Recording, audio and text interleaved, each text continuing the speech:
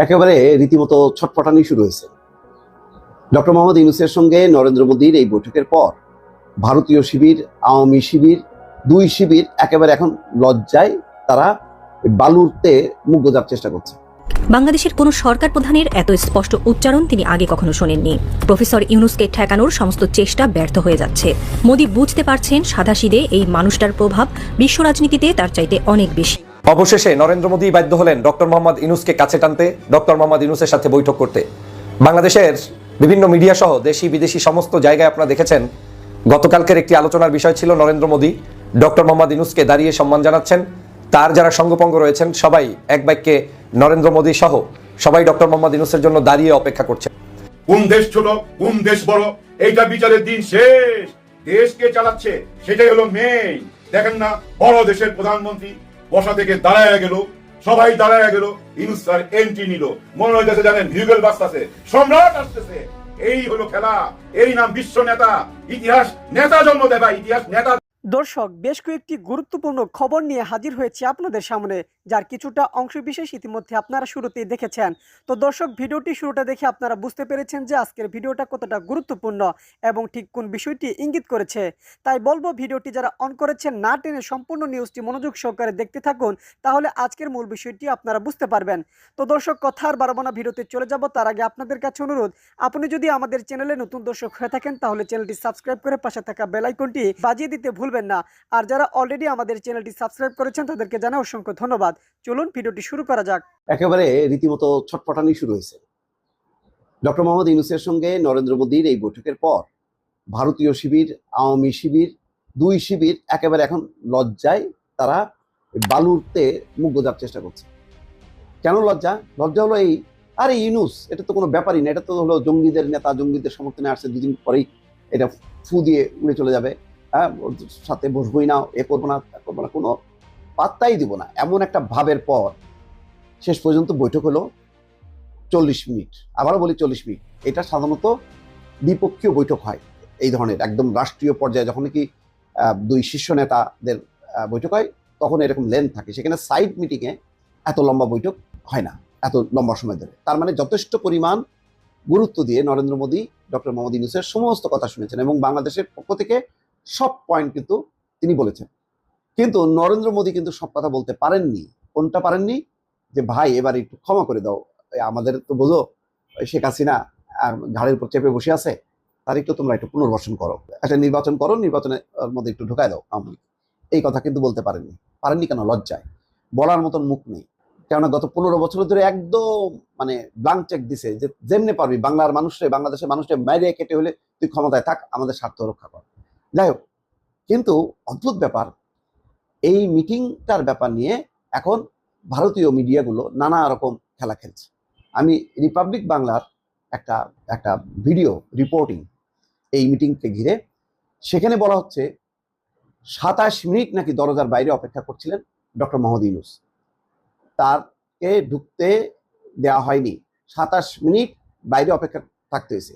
তারপরে দরজা খোলার পর ডক্টর মোহাম্মদ ইউনূস একা ঢুকেছেন এবং সৌজন্যবশত তারা দাঁড়িয়ে মানে তাকে সম্মান করেছে। এটা মানে কূটনৈতিক জ্যেষ্ঠাচার বলে, কূটনীতিক রীতি, হ্যাঁ, বা প্রোটোকল, যাই বলি না কেন, সেটা নাকি তারা রক্ষা করেছে। তারও 3 মিনিট পর ডক্টর ইউনূস অনুরোধ করার পর তার লোকজন এসে অপরদিকে যে চেয়ার, সেই চেয়ারে তারা বসতে পেরেছে। এটার মধ্য দিয়ে তারা বলার চেষ্টা করছে যে দেখো, মানে ডক্টর মোহাম্মদ ইউনূসকে 27 মিনিট দরজার বাইরে অপেক্ষায় রাখছে। আচ্ছা, তারা এই বলতেছে যে ওই চিত্রটাও নাকি দেখাবে যে 27 মিনিট ধরে ডক্টর ইউনূস দাঁড়ায় আছে, অর্থাৎ যে সেমিনার কক্ষে বা যে রুমে বৈঠক হবার কথা, একদিকে সারি সারি চেয়ারে দিল্লির কূটনীতিকরা বসে আছেন আর মোদি বসে আছে তার ভারতীয় পতাকা, আরেকদিকেও কিন্তু যে চেয়ার এবং তার পাশে কিন্তু বাংলাদেশের পতাকা সাজানো। তো বিষয়টা কি? এটা তো ওই রুমটা কি মানে মোদির কোনো কেনা, ভারত কিনে রাখছে নাকি? ওইটা হবে এরকম সাইড মিটিং, ওটা হোটেল কর্তৃপক্ষই ব্যবস্থা করে ওইভাবে অ্যারেঞ্জ করছে। ভারতীয় পক্ষ আগে ঢুকে গেছে, ঢুকে যে তারা তাদের প্রোটোকল অনুযায়ী বসে গেছে। আর এক পাশে প্রোটোকলে বসা খালি রাখা হয়েছে। ডক্টর মোহাম্মদ ইউনূস হয়তো দেরিতে ঢুকছে, ভারতীয়রা আগেই হয়তো ঢুকে তারা কথাবার্তা বলছিল। কিন্তু এই ঘটনাটাকে তারা কিন্তু কোনো ছবি দেখাতে পারেনি। তারা বলছে যে দেখাবো যে ভেতরের মানে ডক্টর মোহাম্মদ ইউনূস কিভাবে ঢুকলেন আর বাইরে কিভাবে দাঁড়ায় অপেক্ষা করছিল। কিন্তু বাইরে দাঁড়ায় অপেক্ষা করতেছে 27 মিনিট ধরে, এরকম কোনো দৃশ্য দেখা যায়নি। আচ্ছা, সাংগ্রিলা হোটেলে এরকম কোনো স্কোপ আছে যে দরজার সামনে যে দাঁড়ায় থাকবে 27 মিনিট? সেখানে লবি টবিতে অসংখ্য চেয়ার। আর ডক্টর মোহাম্মদ ইউনূস হচ্ছে বিমস্টেকের সভাপতি। যেদিন বৈঠকটা শেষ ওই দিন তিনি সভাপতিও নির্বাচিত হয়েছেন 2 বছরের জন্য। তো থাইল্যান্ডের সাথে কি বাংলাদেশের কোনো শত্রুতা আছে? সাংগ্রিলা হোটেলের সাথে কোনো শত্রুতা আছে? তারা ডক্টর মোহাম্মদ ইউনূস কেন, যে কোনো সরকার প্রধান, রাষ্ট্রপ্রধান তাদেরকে সম্মান জানাবে। তো সেখানে দরজার বাইরে কিভাবে 27 মিনিট ধরে দাঁড়ায় থাকে? এই বয়ান তারা এখন প্রচার করতেছে কাজের জন্য, একটু সান্ত্বনার বাণী, যাতে এগুলি পড়ে টড়ে আওয়ামী লীগে দেখছো এই দেখো, হ্যাঁ ডক্টর মোহাম্মদ ইউনূস বড় ফটফট করে না, ওই দেখো দরজার বাইরে 27 মিনিট দাঁড়ায় রাখছে, এই রকম নরেন্দ্র মোদী, এই হচ্ছে মোদী। হ্যাঁ, একেবারে ইজ্জত শেষ। মানে এখন যে এখন মানে পা ধরে মাপ চাইছে আর কি, যে দাদা এবারের মতো মাফ করে দেন, আর আমরা এরকম বিয়াদবি করবো না, ভাবতো না এরকম। তেমনটা কি কোথায়, তার চিত্র কোথায়?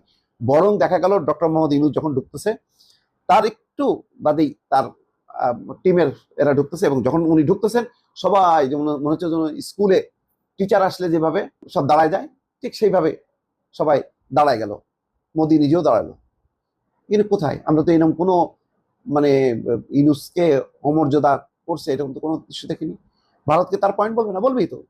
সে তো এখন একটা ব্যাক সাইডে চলে গেছে। সে এমনিতে 5ই আগস্টের পর থেকে হাসিনার পরাজয়ের সাথে সাথে ইন্ডিয়ারও পরাজয় হয়ে গেছে।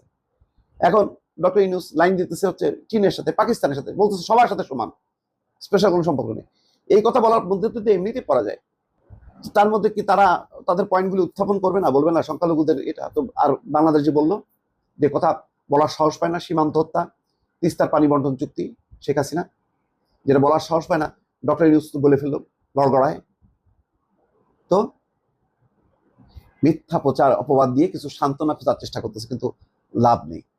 এই ইউনূস ডিপ্লোমেসিতে ভারত, মোদী ধরাশায়ী, আর এরা তো একেবারেই আওয়ামী শিবির, একদম উপকার, একদম মাটির সাথে মিশে গেছে। রীতিমতো ভারতের প্রধানমন্ত্রী নাকি আমাদের প্রধান উপদেষ্টা ডক্টর মোহাম্মদ ইউনূসকে বাক সংযমের পরামর্শ দিয়েছেন, ধমক দিয়েছে। আবার শুনি, রীতিমতো ভারতের প্রধানমন্ত্রী নাকি আমাদের প্রধান উপদেষ্টা ডক্টর মোহাম্মদ ইউনূসকে বাক সংযমের পরামর্শ দিয়েছেন, ধমক দিয়েছে। ধমক দিয়েছে, কথাটা মার্ক করেন। নরেন্দ্র মোদী সাহেব আমাদের প্রধান উপদেষ্টা ইউনূস স্যারকে ধমক দিয়েছেন, এই শব্দটা বলল এই যে মঞ্জুরুল আলম পান্না। এই পান্নারে গতকালকে রোস্ট করছিলাম ভদ্রভাবে, বলছিলাম যে আপনি বেশি বুঝেন না ভাই, সাংবাদিকতা করেন। আপনি আইসাই যে বলতেছেন বাংলাদেশ সরকার নাকি ভারতের কাছে পায়ে ধরছে একটু এই মিটিংটা করার জন্য, এই ধরনের মিথ্যা কথা বলবেন না। আমি খুব ভদ্রভাবে বলছিলাম আপনি এই ধরনের অপপ্রচার করবেন না, এতে করে দেশের ক্ষতি হয়, রাষ্ট্রের ক্ষতি হয়, জনগণকে বিভ্রান্ত করা হয়। আর আজকে আপনি বলতেছেন প্রধানমন্ত্রী নরেন্দ্র মোদী ইউনূস স্যারকে ধমক দিয়েছেন। How dare you are mister Panna, কথাবার্তা বলার সময় ভালো করে বলবা। তুমি কে আমরা চিনি না? তুমি তো সেই পান্না, তুমি সারা কাজ করতা ইটিভিতে, তোমারে ইলিয়াস হুসেন লাথি দিয়ে বাই করে দিছে, এডিটর থেকে তোমারে বানাইছে সাংবাদিক। তুমি এখন বৈশা মানুষের আঙ্গুল দাও। ভারতের সংবাদ মাধ্যম কি বলছে তুমি সেটা বাংলাদেশে এটা মিস ইন্টারপ্রিটেশন কইরা বলতাছো নরেন্দ্র মোদী সাহেব ইউনূস সাহেবকে ধমক দিয়েছেন। এত সোজা ধমক দেওয়া? আর কোন রাষ্ট্রপ্রধানকে ধমক দেয়?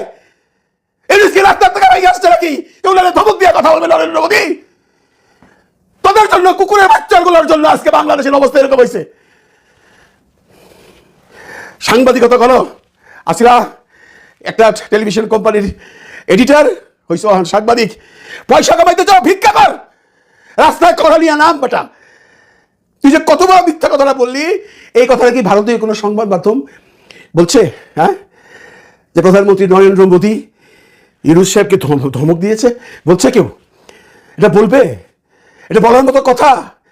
কথাটা কত বড় খারাপ তুই করছিস তুই জানিস? তোকে আজকে আমি তুই করে বললাম, কালকে আমি আপনি করে কথা বলছি, বিকজ এই কথাটা শুধু নরেন্দ্র মোদী বলেই নাই, তুমি বানায় বলতেছো এই কথা। নরেন্দ্র মোদী যেটা বলছে যে আমাদের মধ্যে কথাবার্তা সংযমশীল হওয়া উচিত, এটা কেন বলছে আমরা জানি।